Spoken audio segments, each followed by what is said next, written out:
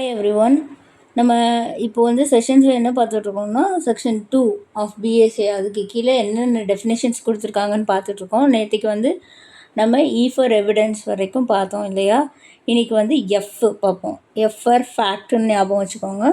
So section 2 subsection 1 class எஃப்பில் வந்து fact அப்படின்னா என்னது அப்படின்னு டிஃபைன் பண்ணியிருக்கிறாங்க. Fact means and includes anything, state of things or relation of things capable of being perceived by the senses. இது வந்து 1ல் சொல்லியிருக்காங்க. அப்புறம் வந்து கிளாஸ் 2ல் என்ன சொல்லியிருக்காங்கன்னா any mental condition of which any person is conscious, இது சொல்லியிருக்காங்க. ஓகேவா. இல்லுஸ்ட்ரேஷன் என்னது அப்படின்னா that there are certain objects arranged in a certain order in a certain place is a fact. That a person heard or saw something is a fact. That a person said certain words is a fact. That a person holds a certain opinion, has a certain intention, acts in good faith or fraudulently, or uses a particular word in a particular sense, or is or was at a specified time conscious of a particular sensation is a fact. Okay, இப்போ என்ன சொல்ல வராங்க அப்படின்னா, okay அதுக்கு முன்னாடி comparison சொல்லிடுறேன். Old ஆக்டில் வந்து இருந்து இதில் வந்து ஒன்று ரிமூவ் பண்ணியிருக்காங்க. ஓல்டு ஆக்டில் வந்து ஃபேக்ட் அப்படின்னு சொல்லும்போது that a man has a certain reputation is a fact அப்படின்னு ஒரு சென்டென்ஸ் கொடுத்துருப்பாங்க. அது வந்து இது அது பழைய ஆக்டில் வந்து இன்க்ளூட் பண்ணியிருப்பாங்க. இந்த ஆக்டில் வந்து அதை ஒமிட் பண்ணிட்டாங்க, அதை விட்டுட்டாங்க. சரியா. ஸோ இந்த செக்ஷன் என்ன சொல்லுது அப்படின்னா ஃபேக்ட்னா என்னது அப்படின்னு சொல்லுது. ஸோ ஒரு விஷயம் நம்ம நல்லா புரிஞ்சுக்கணும். ஃபேக்ட்டும் ட்ரூத்தும் ஒன்றும் இல்லை. நம்ம எல்லாம் நினச்சிருப்போம் இல்லையா, ஃபேக்ட் அப்படின்னா உண்மைன்னு நினச்சிருப்போம். ஆனால் அது ஒன்றும் கிடையாது. ஃபேக்ட்னால் வந்து பொருண்மை, ட்ரூத்னா வந்து உண்மை. என்கிட்டையும் ஒரு சர்டன் ஃபேக்ட்ஸ் இருக்கும். நான் சொல்கிறதுலேயும் ஃபேக்ட் இருக்கும், மற்றவங்க சொல்கிறதுலேயும் ஃபேக்ட் இருக்கும். ஆனால் எதில் உண்மை இருக்கும் அப்படிங்கிறது ஆராய்ந்ததுக்கப்புறம் தான் தெரியும் இல்லையா.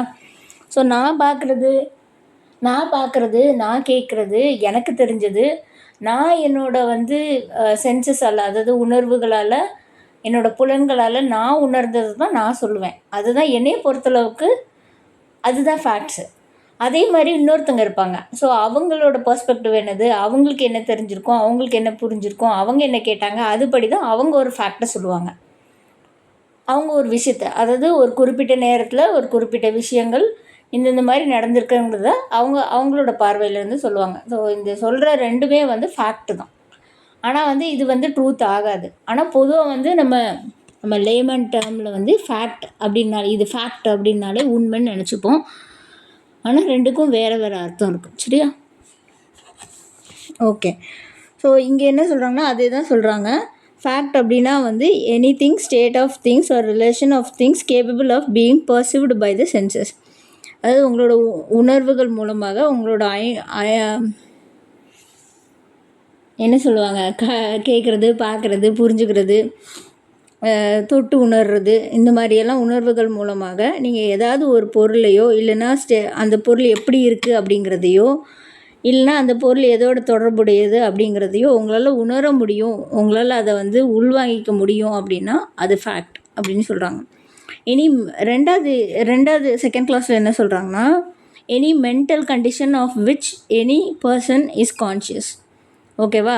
இது வந்து சைக்காலஜிக்கலாகவும் ஃபேக்ட் இருக்குங்கிறாங்க, ஃபிசிக்கலாகவும் ஃபேக்ட் இருக்குது, சைக்காலஜிக்கலாகவும் ஃபேக்ட் இருக்குங்கிறாங்க. ஸோ இந்த ரெண்டையும் நம்ம புரிஞ்சுக்கணும். ஃபிசிக்கலாகவும் ஃபேக்ட் இருக்குது, ரெண்டாவதுல என்ன சொல்கிறாங்கன்னா சைக்காலஜிக்கலாகவும்ங்கிறது ஃபேக்ட் தான் அப்படின்னு டிஃபைன் பண்ணுறாங்க. ஃபார் எக்ஸாம்பிள், ஒரு ஃபோன் இருக்குது, அந்த ஃபோனை நான் கண்ணால் பார்க்குறேன், அது வந்து ப்ளூ கலரில் இருக்குது. ஸோ இந்த phone is in blue colour அப்படிங்கிறது ஃபேக்ட். அந்த ஃபோன் வந்து ரியல்மி அப்படிங்கிறது எனக்கு தெரியுது, என்னால் புரிஞ்சுக்க முடியுது. ஸோ வந்து அது ஒரு ஃபேக்ட். ஓகேவா.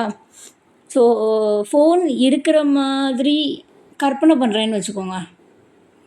இல்லை, அங்கே ஃபோன் இருக்குது, ஆனால் அது என்ன ஃபோன்னு எனக்கு தெரியலை, ஆனால் நானே வந்து அது ரியல்மின்னு நினச்சிக்கிறேன் அப்படின்னா அது நான் ஒருத்தங்கிட்ட சொல்லும்போது அதுவும் ஃபேக்ட் தானே. நான் அங்கே ஏதோ ஒரு ஃபோனை பார்த்தேன் அப்படிங்கிறது ஃபேக்ட் தான். ஸோ வந்து ஃபேக்ட் வந்து சைக்காலஜிக்கலாகவும் இருக்கும். அதாவது என்னோடய பர்ஸ்பெக்டிவை பொறுத்தும் ஃபேக்ட் அமையும், நான் புரிஞ்சுக்கிறத பொறுத்து.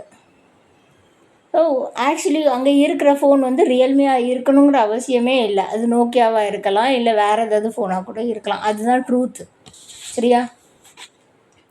ஸோ இதனால தான் கோர்ட் ப்ரொசீடிங் அப்படின்னு எடுத்துக்கிட்டிங்கன்னா வாதி சொல்கிறதும் ஃபேக்ட்டு தான், பிரதிவாதி சொல்கிறதும் ஃபேக்ட்டு தான்.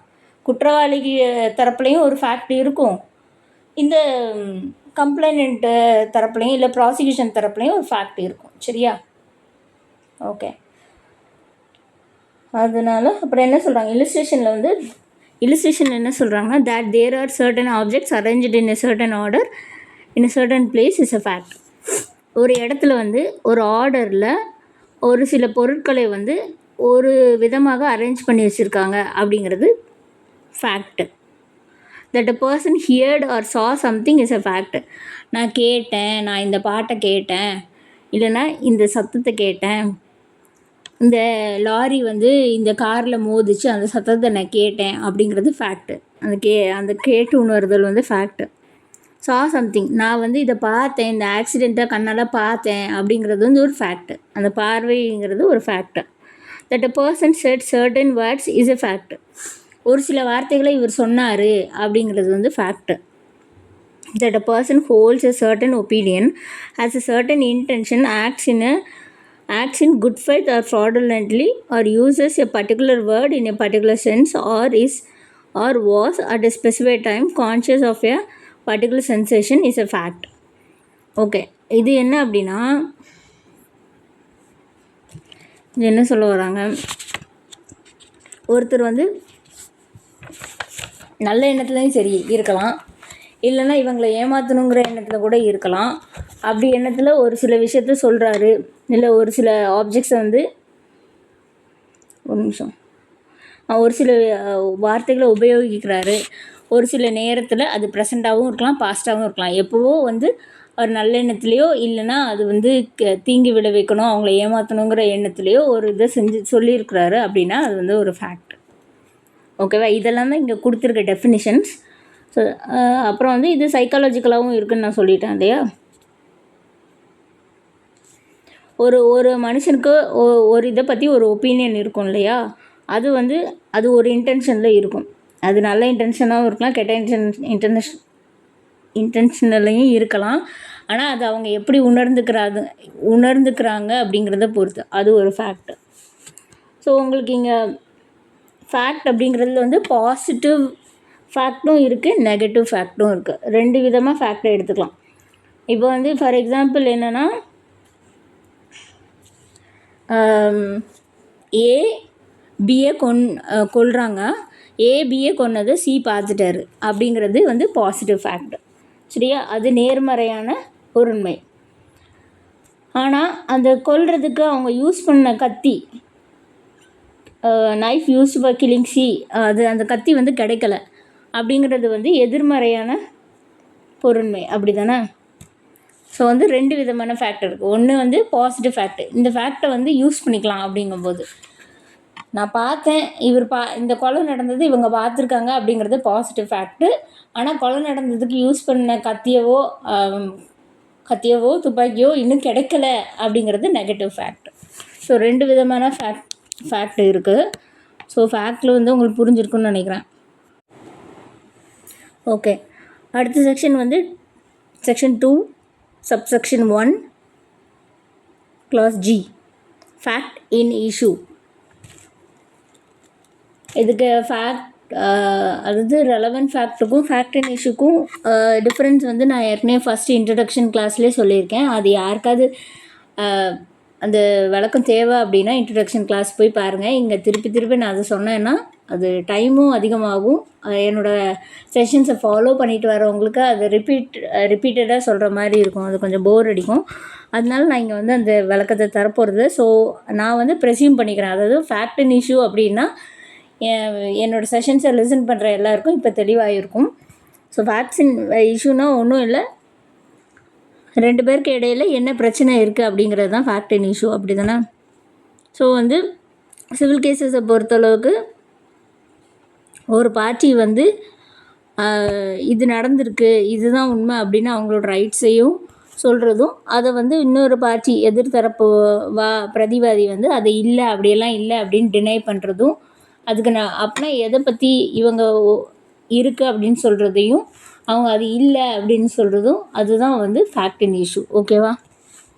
அப்புறம் வந்து கிரிமினல் கேசஸை பொறுத்தளவுக்கு ப்ராசிக்யூஷன் சைடில் வந்து குற்றம் சாட்டுறதும், அந்த அக்யூஸ்டு சைடில் வந்து அந்த குற்றம் வந்து நான் செய்யலை அப்படிங்கிறத வந்து அவங்க டிஃபென்ஸ் எடுக்கிறதுன்னா அதுதான் ஃபேக்ட் இன் இஷ்யூ. அப்போ எது தொடர்பாக அவங்க சண்டை போட்டுக்கிறாங்க, எது தொடர்பாக அவங்க வாதம் அடிக்கிறாங்க அப்படிங்கிறது தான் அங்கே ஃபேக்ட் இன் இஷ்யூ. அப்படி தானே? ஸோ இப்போ வந்து நம்ம டெஃபினேஷன் பார்ப்போம். செக்ஷன் 2 சப்செக்ஷன் 1 கிளாஸ் ஜியில் ஃபேக்ட் இன் இஷ்யூக்கு என்ன டெஃபினேஷன் கொடுத்துருக்காங்கன்னா, fact in issue means includes any fact from which either by itself or in connection with the facts the existence, non-existence, nature or extent of any right, liability, disability asserted or denied in any suit or proceedings necessarily follow.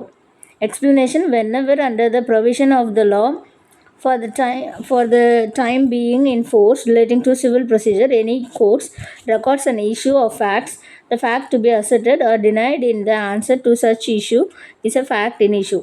இதை உங்களுக்கு இப்போ தான் நான் கொஞ்ச நேரத்துக்கு முன்னாடி தான் நான் விளக்கம் கொடுத்தேன், நான் இதை வாசிக்காமலே. ஸோ அதே தான் இங்கே அதே சொல்லியிருக்கிறாங்க.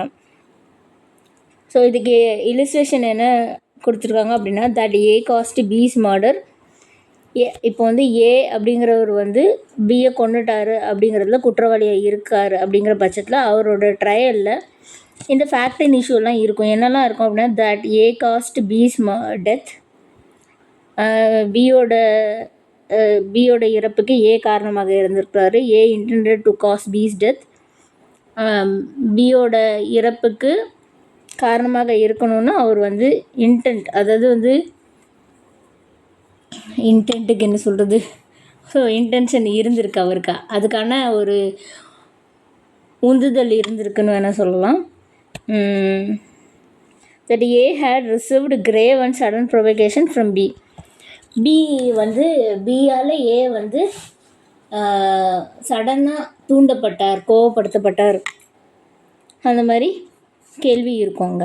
அப்புறம் that A at the time of doing the act which caused B's death was by reason of unsoundness of mind incapable of knowing the nature.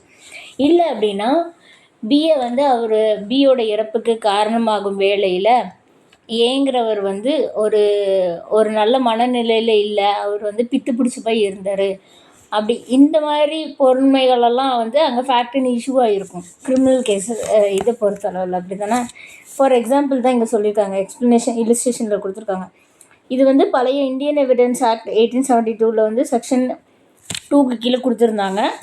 இங்கே செக்ஷன் 2 சப்செக்ஷன் 1 கிளாஸ் ஜிக்கு கீழே கொடுத்துருக்காங்க. எந்த மாற்றமும் இல்லை. ஓகே, அப்புறம் ஃபேக்ட்ஸ் ரெலவெண்ட் அதெல்லாம் வந்து உங்களுக்கு ஏற்கனவே சொல்லிட்டேன். ஸோ அதை திருப்பி சொல்ல வேண்டாம். இப்போ வந்து மே ப்ரெஸ்யூம் வந்து செக்ஷன் 2 சப்செக்ஷன் 1 ஹெச்சில் சொல்லியிருக்கிறாங்க. மே ப்ரெஸ்யூம் ஒரு நிமிஷம். ஓகே, மே ப்ரெஸ்யூம் அப்படின்னா என்ன அப்படிங்கிற டெஃபினேஷன் வந்து செக்ஷன் 2 சப்செக்ஷன் 1 ஹெச்சில் சொல்லியிருக்கிறாங்க. இங்கே என்ன சொல்லியிருக்காங்க அப்படின்னா, மே ப்ரெஸ்யூம் whenever it is provided by this Adhiniyam. இந்த ஆக்டில் நிறைய இடத்துல வந்து மே ப்ரெஸ்யூம்லாம் வரும். இதை இப்படி ப்ரெஸ்யூம் பண்ணிக்கலாம் அப்படின்னு நம்ம ப்ரெசம்ஷன் படிக்கும்போது தெரியும். ஓகேவா? ஸோ அதில் வர மே ப்ரெஸ்யூம்க்கெலாம் என்ன அர்த்தம் அப்படிங்கிறது இந்த டெஃபினேஷன் கிளாஸில் தானே முதல்ல நம்ம தெரிஞ்சுக்கணும். மே ப்ரெஸ்யூம்னா என்னது அப்படின்னா, whenever it is provided by this Adhiniyam that a court may presume a fact, it may either regard such fact as proved unless and until it is disproved or may call for proof of it. அதாவது court வந்து இது உண்மையாக தான் இருக்கும் அப்படின்னு வந்து அவங்க ப்ரெஸ்யூம் பண்ணிக்கலாம். எதுவரை ப்ரெஸ்யூம் பண்ணிக்கலாம்?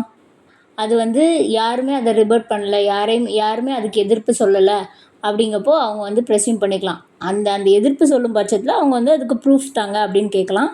ஆனால் இது வந்து மேண்டேட்ரி கிடையாது. இது ரிபர்ட்டபிள் அப்புறம் மேண்டேட்ரி கிடையாது. இது வந்து டிஸ்க்ரிஷ்னரி தான். அதாவது கோர்ட்டோட விருப்பத்துக்கு தான். கோர்ட் வந்து இப்படி தான் ப்ரெஸ்யூம் பண்ணணும், இது இப்படி தான் இருக்கணும், அவங்களே நினச்சிக்கணும் அப்படின்லாம் கட்டாயம் கிடையாது. அது வந்து கோர்ட் விரும்பினா அவங்க வந்து ப்ரூஃப் கேட்கலாம். ஓகேவா? அவங்க வந்து அதை நம்பாமலும் இருக்கலாம். அந்த மாதிரி தான் இது. இது வந்து செக்ஷன் 2 சப்செக்ஷன் 1 கிளாஸ் ஹெச் மே ப்ரெஸ்யூம் அப்படிங்கிறத நீங்கள் எப்படி ஞாபகம் வச்சுக்கலாம் அப்படிங்கிறதுக்கு நான் ஒரு குட்டி கதை சொல்கிறேன். அது உங்களுக்கு பிடிச்சிருந்தா நீங்கள் அதை யூஸ் பண்ணிக்கோங்க. அதாவது மே மாதம் ஒருத்தர் வந்து ஹவுஸ் வார்மிங் பண்ணுறாரு. மே மாதம் பால் காய்ப்பு அப்படின்னு சொல்கிறாரு. ஸோ வந்து மே ஹவுஸோட ஃபஸ்ட் லெட்டர் ஹெச்சு. அது வந்து மே மாதம் பால் காய்க்கிறாரு. அதனால் மே மே மந்த்துன்னு மே ப்ரெஸ்யூம் ஞாபகம் வச்சுக்கோங்க. செக்ஷன் 2 சப்செக்ஷன் 1 கிளாஸ் ஹெச் வந்து என்ன சொல்லுதுன்னா மே ப்ரெஸ்யூம்னா என்னது அப்படின்னு சொல்லுது. ஓகேவா? ஸோ ப்ரெசம்ஷன்னா என்னது? ப்ரெசம்ஷன் அப்படின்னா நத்திங் தென் அசம்ஷன், ரைட்? இது இப்படி இருந்திருக்கலாம், இது இப்படி இல்லாமலும் இருக்கலாம், இது இப்படி நடந்திருக்கலாம், இது இப்படி நடக்காமலும் இருக்கலாம், இது உண்மையாக இருக்கலாம், இது உண்மையாக இல்லாமலும் இருக்கலாம் அப்படின்னு வந்து நம்ம வந்து யூகிச்சுக்கிறது வந்து ப்ரிசம்ஷன் அப்படின்னு சொல்லுவாங்க. ஸோ வந்து இப்போ நம்ம பார்த்த செக்ஷனில் வந்து மே ப்ரெஸ்யூம் சொல்லியிருக்காங்க. அதாவது வந்து கண்டிப்பாக இப்படி தான் ப்ரெசம்ஷன் எடுத்துக்கணும் அப்படிங்கிற அவசியம் கிடையாது. அது வந்து டிஸ்க்ரிஷனரி தான்.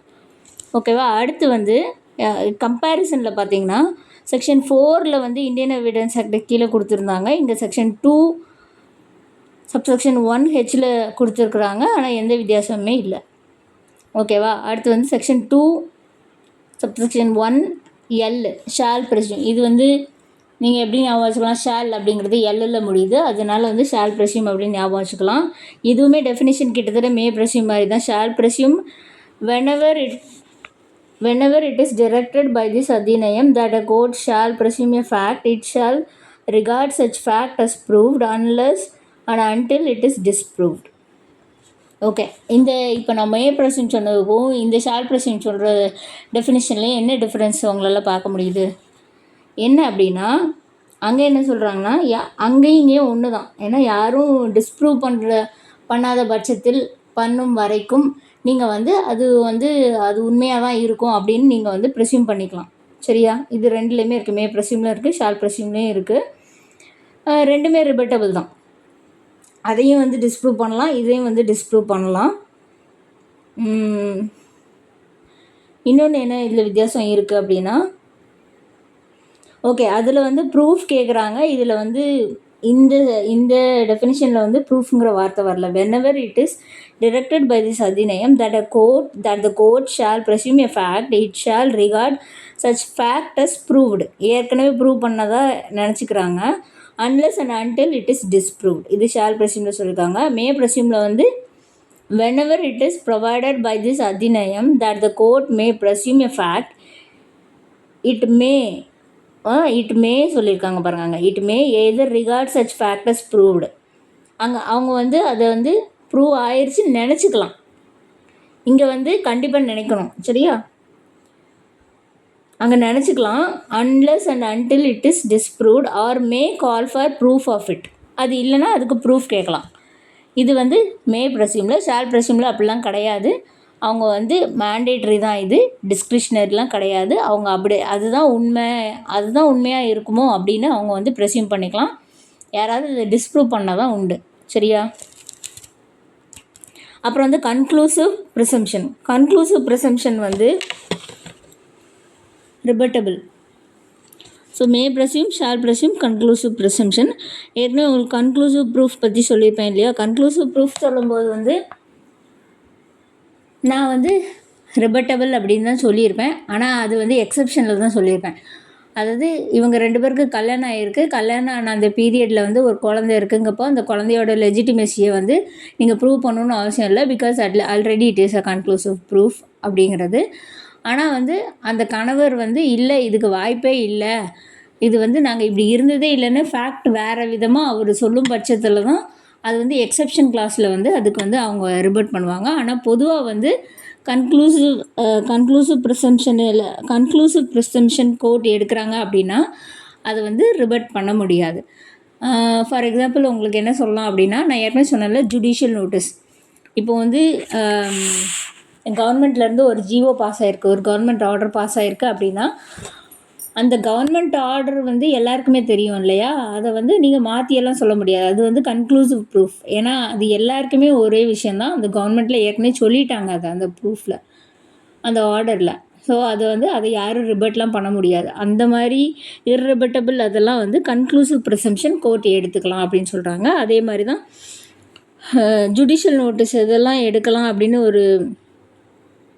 ஒரு லிஸ்ட் இருக்குது. பின்னாடி நான் அடுத்த அதுக்கான செக்ஷன்ஸ் வரும்போது நான் சொல்கிறேன். ஸோ ஜுடிஷியல் நோட்டீஸ் எடுக்கிறதும் வந்து கன்க்ளூசிவ் ப்ரூஃபாக தான் இருக்கும். ஓகேவா?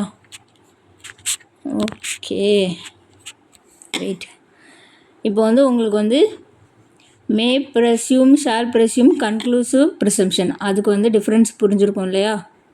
உங்களுக்கு லாஸ்ட்டாக வந்து ஷால் ப்ரெஸ்யூமுக்கும் மே ப்ரெஸ்யூமுக்கும் ஒரு எக்ஸாம்பிள் மட்டும் சொல்லிடுறேன். இப்போ ஷால் ப்ரெஸ்யூமில் வந்து as per section 120 of this act, அதாவது இந்த ஆக்டில் 120 கீழே என்ன சொல்லியிருப்பாங்கன்னா, ரேப் கேஸ் இருக்கும்போது அந்த sexual intercourse by the accused is proved, அதை ப்ரூவ் பண்ணியிருக்காங்க. ஓகேவா? இங்கே வந்து செக்ஷுவல் இன்டர்கோர்ஸ் இவங்களுக்குலாம் நடந்திருக்கு அப்படின்னு ப்ரூவ் பண்ணிட்டாங்க. The question is whether it was without the consent of the woman or such woman states in her evidence before the court that she did not consent. She did not consent. The court shall presume that she did not consent. ஓகேவா? Rape case நடந்திருக்கு, அது sexual intercourse இருந்திருக்கு அப்படின்னு prove பண்ணிட்டாங்க.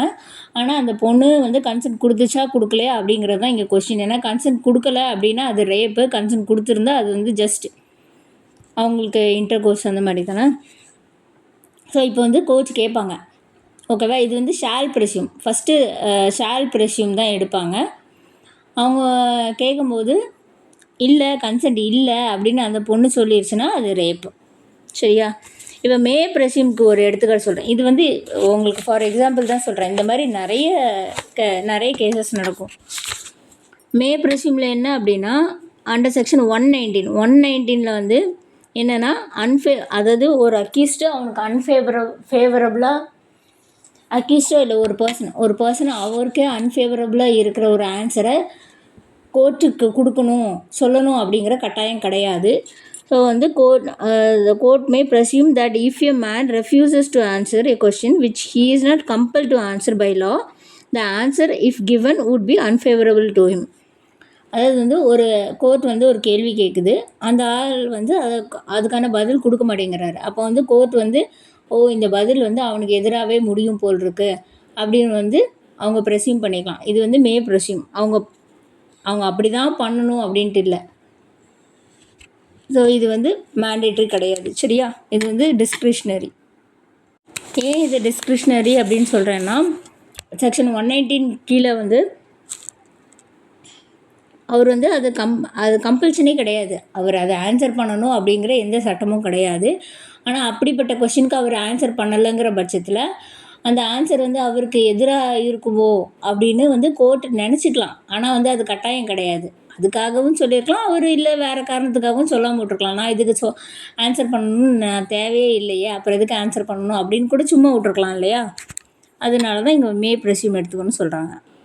அடுத்து வந்து not proved. சரியா? Section 2 subsection 1I not proved. அதாவது நாட் ப்ரூவ்ட்னா இங்கே என்ன சொல்கிறாங்கன்னா, not proved a fact is said to be not proved when it is neither proved nor disproved. So வந்து அது ஒரு கேஸ் இருக்குது, அதில் 2 பார்ட்டி வாதியும் சரி பிரதிவாதியும் சரி யாருமே வந்து ஃபர்தர் எவிடன்ஸ் கொடுக்கல. அந்த ஒரு விஷயத்தை வந்து ப்ரூவ் பண்ணுறதுக்கும் அந்த வாதி வந்து எவிடன்ஸ் கொடுக்கல, அதை வந்து டிஸ்ப்ரூவ் பண்ணுற விதத்துலையும் அதை வந்து அந்த பிரதிவாதி எந்த எவிடன்ஸும் கொடுக்கல அப்படிங்கிற பட்சத்தில் ஃபர்தர் எவிடன்ஸ் வந்து கோர்ட்லேருந்து கேட்பாங்க.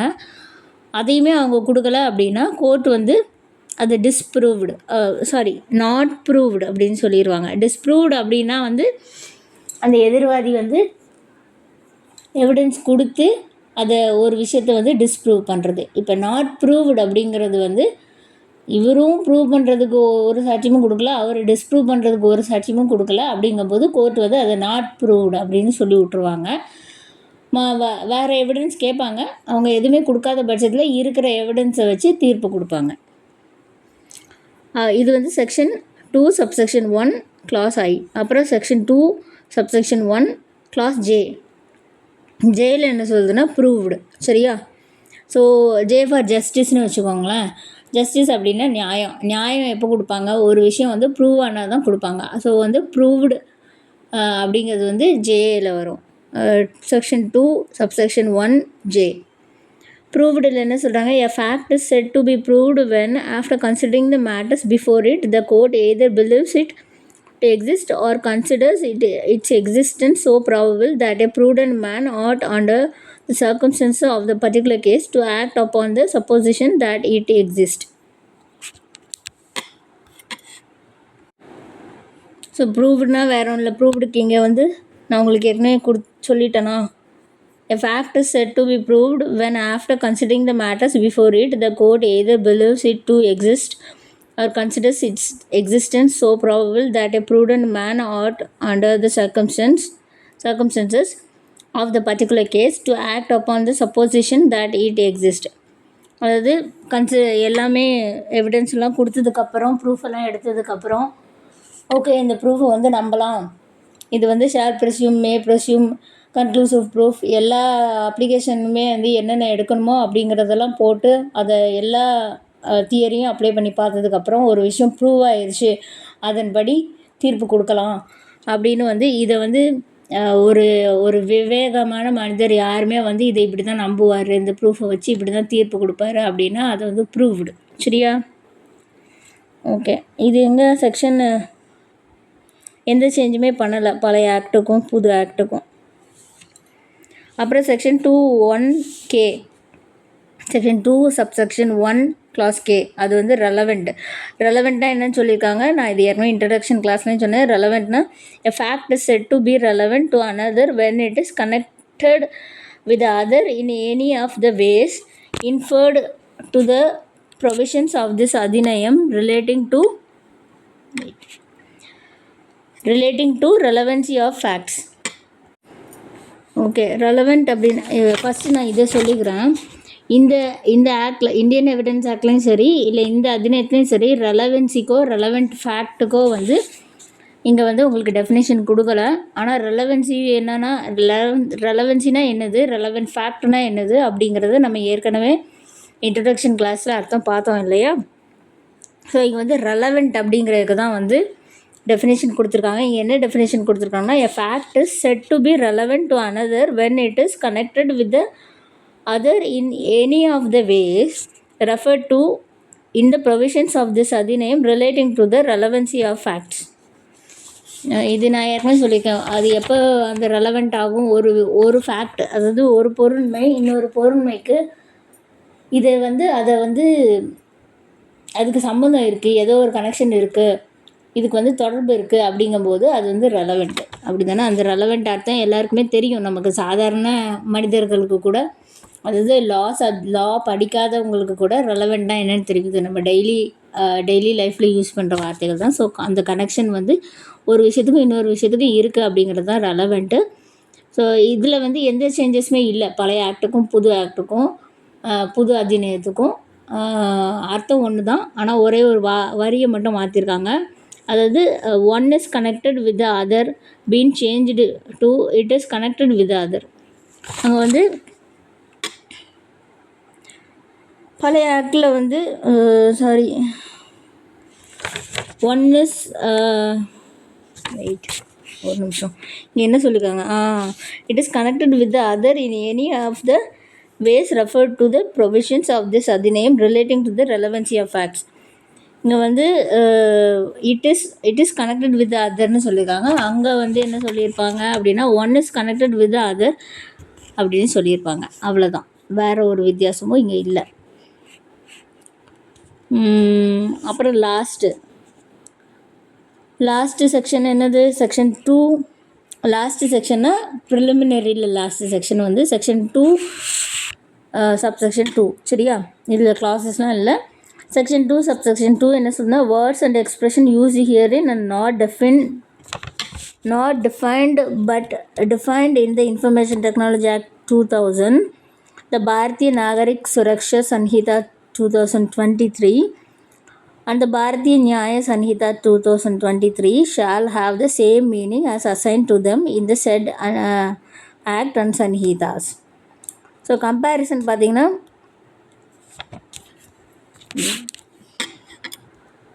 இந்த ரூல் வந்து இந்தியன் எவிடன்ஸ் ஆக்ட் 1872 கிடையாது, இங்கே தான் கொண்டு வந்திருக்காங்க. இங்கே என்ன சொல்லியிருக்காங்கன்னா, இந்த ஆக்டில், அதாவது இந்த செக்ஷன் 2க்கு கீழே எந்தெந்த வார்த்தைக்கான அர்த்தங்களோ டெஃபினிஷன்ஸோ தரலையோ அதுக்கான டெஃபினிஷன்ஸை வந்து அந்த இன்ஃபர்மேஷன் டெக்னாலஜி ஆக்ட் 2000 த பாரதிய நாகரிக் சுரக்ஷா சன்ஹிதா 2023 அந்த பாரதிய நியாய சன்ஹிதா 2023 அங்கே சொல்லியிருக்கிற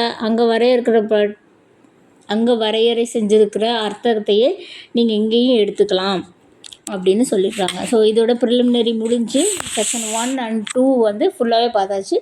இந்த டெஃபினிஷன் இப்போ நீங்கள் எக்ஸாமுக்கு ஏதாவது எக்ஸாம் அப்பியர் ஆகுறீங்க அப்படின்னா வந்து இந்த டெஃபினிஷன்லேருந்து கண்டிப்பாக 2 கொஸ்டினாவது வந்துடும் அப்படின்னு வந்து நான் எக்ஸ்பெக்ட் பண்ணுறேன். So thank you for listening. Thanks. Bye bye. Okay. அப்புறம் ஒரே ஒரு கிளாரிஃபிகேஷன். இன்டென்ஷன் அப்படிங்கிற ஒரு வேர்டு இங்கே யூஸ் பண்ணியிருந்தேன்ல. இன்டென்ஷன் அப்படின்னா வந்து எண்ணம். ஒருத்தரை வந்து தாக்குற எண்ணமோ இல்லைனா இது இப்படி பண்ணணுங்கிற எண்ணமோ அவங்களுக்கு இருந்தால் வந்து அது இன்டென்ஷன் அப்படின்னு சொல்லுவோம். இல்லைனா இதை பண்ணணும், இதை பண்ணக்கூடாது, இது எனக்கு இன்டென்ஷன் கிடையாது அப்படின்லாம் சொல்லலாம். அந்த எண்ணமே எனக்கு கிடையாது அப்படிங்கிற அர்த்தத்தில் சொல்லுவோம்ல, அதுதான். ஓகேவா? தேங்க்யூ.